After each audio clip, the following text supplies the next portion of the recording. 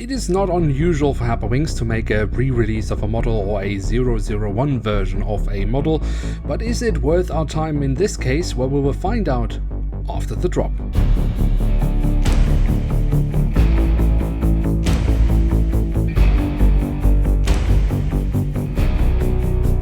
With that, hello and welcome to a new episode of Review, where we today will take a closer look at a Boeing 787-8 of American Airlines. At the front of the box we have a cutout so we can get a glimpse of the aircraft model inside, and on top of that we have the American Airlines branding. Then the backside of the box unfortunately follows the usual and really awful box design of Herpa Wings.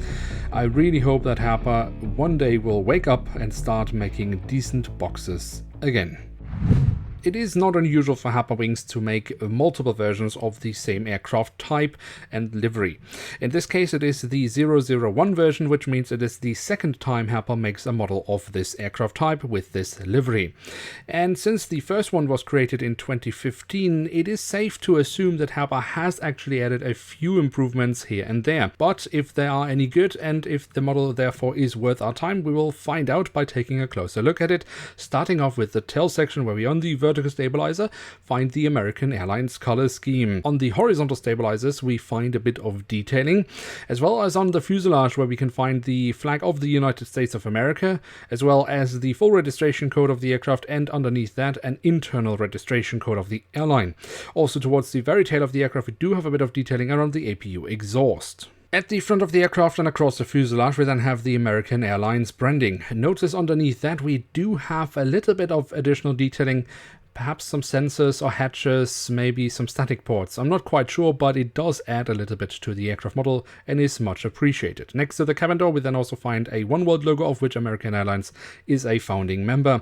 And on top of the fuselage we then also have the addition of a sat dome. A look at the cockpit section reveals we have the cockpit windows with the window wipers. Above the cockpit windows we have the emergency hatch for the cockpit, and we can also find the circular marking around the radome.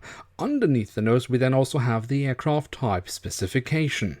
From the cockpit we can move on to the engines, or more specifically the engine nacelles, which have been kept in the same grey color as the fuselage. Also have the silver leading edge printed on, as well as some safety markings, which really do add a lot to these engines in my opinion. The physical detailing Herpa has also done rather well with, especially the chevron nozzles have pulled off very nicely, just like the engine fan blades, which we can see here from the front. Now moving on from the engines, we should also take a closer look at the wings, starting off with the top side, where we can see the different flap slats and spoilers have been carved out rather nicely, and we do also have the marking as to where to walk on the wing. The underside might seem a bit bland, but overall I think the physical detailing is actually rather nice.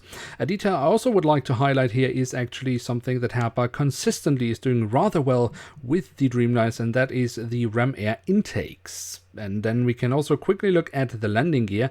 That is the standard landing gear that Herpa is using for all their Dreamliners, and that is actually a rather good thing because Herpa is doing quite well with those. The only thing I'm missing here is, as usual, some printed details around the front landing gear. And then last but not least, we do also have the doors to the cargo compartments printed on here at the back of the aircraft and here at the front of the aircraft.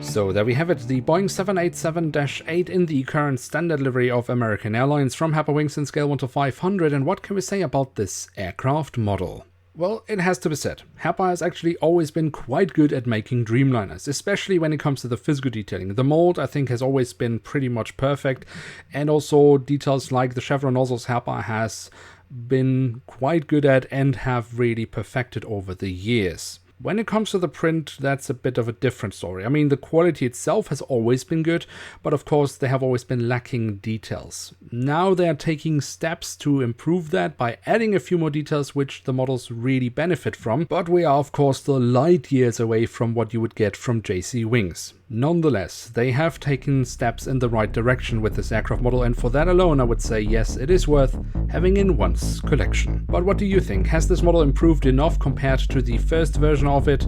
Let me know in the comment section below. Now with that we have reached the end of today's episode. If you have enjoyed this video, why not leave a like? That would be very much appreciated. And of course, if you are new around here, why not hit subscribe? That would be absolutely awesome. With that, I'd like to say thank you very much for watching. Hope to see you soon again. I'm checking out, and bye.